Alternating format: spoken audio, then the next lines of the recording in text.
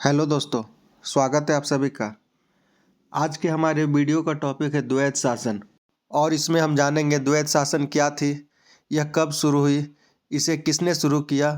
इसमें यह भी जानेंगे कि द्वैत शासन की शुरुआत क्यों हुई और इसका क्या प्रभाव पड़ा। अंत में यह जानेंगे कि द्वैत शासन का अंत कैसे हुआ। तो इस वीडियो को स्टार्ट करने से पहले आपसे एक उम्मीद की जा रही है कि आप इस वीडियो को एटलीस्ट एक बार तो ज़रूर देखें। जैसा कि हमारा पहला पॉइंट था, द्वैत शासन क्या थी, तो यहाँ पर सीधा सा अर्थ है द्वैत मतलब दो। अगर कोई आदमी कुछ भी नहीं जानता हो तो वो भी बोल सकता है कि द्वैत शासन मतलब दोहरा शासन होगा या दो लोगों का शासन होगा।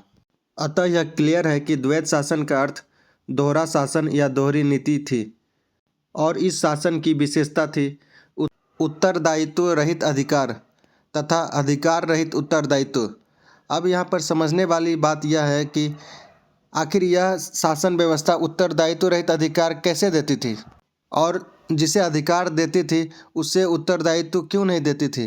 तो इसे समझने के लिए आपको समझना होगा कि द्वैत शासन में आखिर होता क्या था। तो द्वैत शासन में होता यह था कि दीवानी अर्थात भू राजस्व वसूलने का अधिकार कंपनी के पास था, किंतु प्रशासन का भार नवाब के कंधों पर था। अर्थात भू राजस्व एकत्र करने का अधिकार कंपनी के हाथ में थी, लेकिन उसे कोई भी प्रशासनिक जिम्मेदारी नहीं थी। लेकिन जबकि प्रशासनिक जिम्मेदारी नवाब के कंधों पर थी, तो वह भू राजस्व वसूलने का अधिकार उसके पास नहीं था। और द्वैत शासन का श्रेय रॉबर्ट क्लाइव को जाता है। द्वैत शासन की शुरुआत बंगाल से हुई। बक्सर की युद्ध 1764 ईस्वी के समाप्त होने के बाद ईस्ट इंडिया कंपनी और मुगल सम्राट शाह आलम द्वितीय के बीच इलाहाबाद की प्रथम संधि हुई, जिसमें कंपनी को बंगाल, बिहार और उड़ीसा की दीवानी प्राप्त हुई। और यही वह समय है जो द्वैत शासन की शुरुआत कहलाती है। इस संधि के अनुसार ईस्ट इंडिया कंपनी जो भी राजस्व वसूली करेगी उसमें से 26 लाख रुपए सालाना सम्राट को तथा 53 लाख रुपया बंगाल के नवाब को शासन चलाने के लिए देगी और शेष भाग कंपनी अपने पास रखेगी। कंपनी ने राजस्व वसूली के लिए बंगाल में रजा खान को और बिहार में राजा सिताब राय को नियुक्त किया। तो अभी तक आप समझ चुके होंगे कि द्वैत शासन क्या थी, इसे किसने शुरू किया और कब शुरू किया। अब हम आते हैं अपने अगले पॉइंट पर। हमारा अगला पॉइंट है द्वैत शासन क्यों शुरू हुआ। जबकि कंपनी चाहती तो पूरे बंगाल का शासन अपने हाथ में ले सकती थी, लेकिन उसने प्रशासनिक कार्य नवाब के कंधों पर क्यों डाला। तो चलिए इसके बारे में जानते हैं। तो इसके पीछे का पहला कारण है बक्सर का युद्ध में जीत के बाद ईस्ट इंडिया कंपनी सीधे सत्ता हाथ में नहीं ले सकती थी, क्योंकि यह ईस्ट इंडिया कंपनी की साम्राज्यवादी सोच को सबके सामने ले आती, जिससे स्थानीय लोग विद्रोह कर सकते थे और साथ ही जो विदेशी ईस्ट इंडिया कंपनी के प्रतिद्वंदी थे वे सबके एकजुट होने के संभावना की आशंका थी। दूसरा कारण था कंपनी को मुगल बादशाह से दीवानी अधिकार तो मिल गए, किंतु अन्य विदेशी कंपनियां उसके इन अधिकारों को चुनौती देते हुए कर देने से मना कर सकती थी।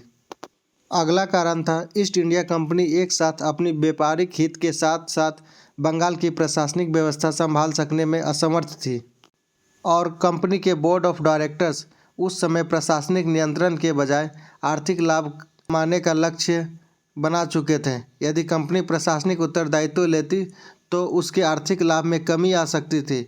इसके अतिरिक्त राजनीतिक सत्ता प्राप्त करने पर उन्हें इंग्लैंड की संसद के हस्तक्षेप का भी भय था। तो इन सब कारणों से कंपनी ने द्वैत शासन स्थापित करने का निर्णय लिया। तो चलिए हम अपने अगले पॉइंट पर आते हैं, द्वैत शासन का प्रभाव।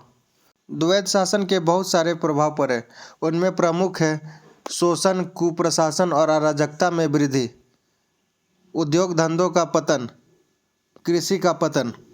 अब यहाँ पर महत्वपूर्ण यह है कि शोषण, कुप्रशासन और अराजकता में वृद्धि कैसे हुई, तो इसको समझते हैं। कंपनी के पास दीवानी के अधिकार थे और प्रशासनिक उत्तरदायित्व नवाब के पास थी, जिसके कारण कंपनी अधिक से अधिक आर्थिक फायदा लेने में लगी हुई थी। उसे जनता से किसी भी प्रकार की सहानुभूति नहीं थी। इसके कारण कंपनी जनता का शोषण कर रही थी और फलस्वरूप अराजकता में वृद्धि हो रही थी। अगला है यह उद्योग धंधों का पतन का कारण कैसे बना, तो इसे समझते हैं। तो यह बहुत ही आसान है। 1717 में कंपनी को जारी कर मुक्त व्यापार व्यवस्था बंगाल में द्वैत शासन की स्थापना के साथ और बढ़ गई। इससे कंपनी का बंगाल के व्यापार पर एकाधिकार हो गया। अब कंपनी कर मुक्त व्यापार व्यवस्था का दुरुपयोग कर बंगाल के स्थानीय व्यापारियों व उत्पादकों से कम मूल्य पर सामान खरीदने लगे, जिससे स्थानीय व्यापारियों की हालत और खराब होती चली गई। अगला है द्वैत शासन कृषि का पतन का कारण कैसे बना। तो द्वैत शासन के दौरान कृषि व्यवस्था को भी क्षति पहुंची, क्योंकि इस शासन के दौरान राजस्व वसूली का कार्य अधिकाधिक बोली लगाने वाले व्यक्ति को ठेके पे दिया जाने लगा, जिसके कारण कर भार में वृद्धि हुई और वसूली भी कठोरतापूर्वक किया जाने लगा। परिणाम स्वरूप कृषकों का शोषण बढ़ा, जो कृषि के पतन का कारण बना। अब हम आते हैं अपने अगले पॉइंट पे, द्वैत शासन का अंत कैसे हुआ। और यह पार्ट हमारे वीडियो का बहुत ही इम्पोर्टेंट पार्ट है, क्योंकि इससे क्वेश्चंस पूछे जा सकते हैं, तो इसे ध्यान से सुने। लॉर्ड क्लाइव द्वारा स्थापित द्वैत शासन को 1772 में वॉरेन हेस्टिंग्स ने समाप्त कर दिया, और इसकी समाप्ति के लिए वॉरेन हेस्टिंग्स ने इसके दोषों को इसका कारण बताया। इसके लिए वॉरेन हेस्टिंग्स ने शासन का संपूर्ण दायित्व अपने हाथों में लेकर उसने सबसे पहले बंगाल, बिहार और उड़ीसा के दीवान मोहम्मद रजा खां और राजा सिताब राय को पदमुक्त कर दिया, और बाद में हेस्टिंग्स ने कोलकाता में एक राजस्व परिषद की स्थापना की और मुर्शिदाबाद और पटना के राजस्व बोर्ड को समाप्त कर दिया। इसके साथ ही हेस्टिंग्स ने बंगाल के नवाब को शासन कार्य के दायित्व से मुक्त कर दिया तथा उसके लिए 16 लाख रुपए वार्षिक पेंशन निश्चित कर दी। 1773 ईस्वी के रेगुलेटिंग एक्ट से बंगाल के गवर्नर के पद को गवर्नर जनरल का पद बना दिया गया और वॉरेन हेस्टिंग्स बंगाल का प्रथम गवर्नर जनरल बना तथा भारत की तत्कालीन सभी प्रेसिडेंसियों का शासन उसके हाथों में आ गया। अब बंगाल भारत में ब्रिटिश राजनीति का केंद्र बन गया और अंततः कंपनी ने अपने साम्राज्य विस्तार की प्रक्रिया प्रारंभ की।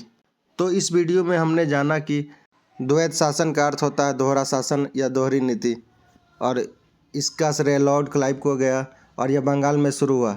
इसके अनुसार दीवानी अर्थात भू राजस्व वसूलने का अधिकार कंपनी के पास था, किंतु प्रशासन का भार नवाब के कंधों पर था, और इसका अंत 1772 ईस्वी में वॉरेन हेस्टिंग्स ने किया। इस वीडियो में इतना ही था। अगर वीडियो का नोट चाहिए तो आप डिस्क्रिप्शन में जाकर ले सकते हैं। प्लीज़ सब्सक्राइब करें। Thank you for watching.